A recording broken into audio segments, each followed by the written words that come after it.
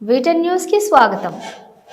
మందమరిలోని జాతీయ రహదారిపై బీజేపీ నాయకులు, చెన్నూరు నియోజకవర్గం ఇన్ఛార్జి రాష్ట్ర నాయకులు అందుగుల శ్రీనివాస్ ఆధ్వర్యంలో త్రివర్ణ పతాకాలతో ర్యాలీ చేయడం జరిగింది. ప్రధాని నరేంద్ర మోదీ చిత్రపటానికి క్షీరాభిషేకం చేశారు. అందుగుల శ్రీనివాస్ మాట్లాడుతూ, గత నెల పహల్గాంలో జరిగిన పిరికిపంద పాకిస్తాన్ జరిపిన ఉగ్రవాద దాడిలో 26 మంది హిందువులు ప్రాణాలు కోల్పోయారు. దాదాపు ప్రపంచ దేశాలన్నీ ఖండించాయి. అయినా కూడా పాకిస్తాన్ కవ్వింపు చర్యలు చేపడుతూనే ఉంది.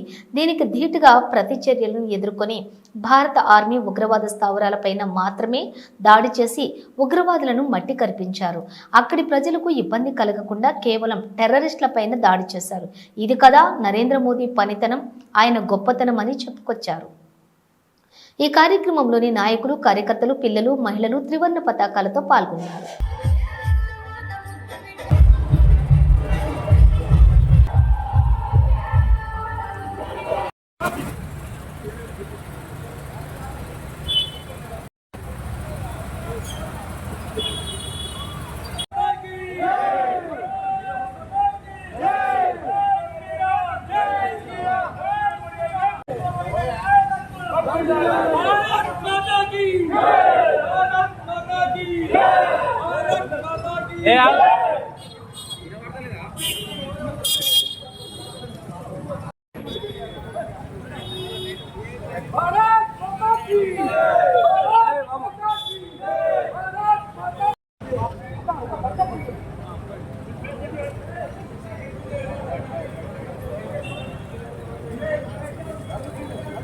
जय श्री राम, जय श्री राम, जय श्री राम।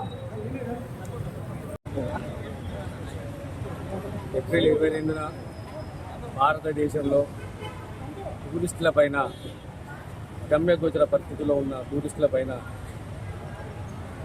పాకిస్తాన్ టెర్రరిస్టులు అన్యాయంగా అమానుషంగా బలి తీసుకున్నారు. దీనికి మన భారత ప్రధానమంత్రి వెంటనే చర్యలు చేపట్టి ఈరోజు పాకిస్తాన్ పైన యుద్ధం ప్రకటన చేసి టెర్రరిస్టులను నామరూపాలు లేకుండా చేస్తానని కంకణం కట్టుకొని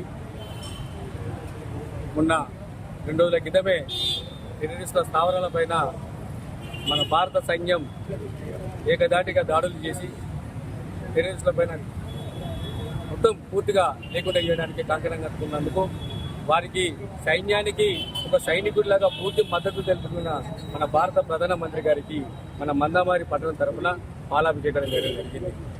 భారత ప్రజలందరూ కూడా గుర్తుంచుకోవాలి, గతంలో జరిగిన అంటే ఇంతకుముందు కాంగ్రెస్ పార్టీ అధికారంలో ఉన్నప్పుడు జరిగిన దాడులు, టెర్రరిస్టుల దాడులను ఆ రోజు కాంగ్రెస్ పార్టీ ఏం చేసింది అనేది మనందరం ఒకసారి గుర్తు తెచ్చుకోవాలి.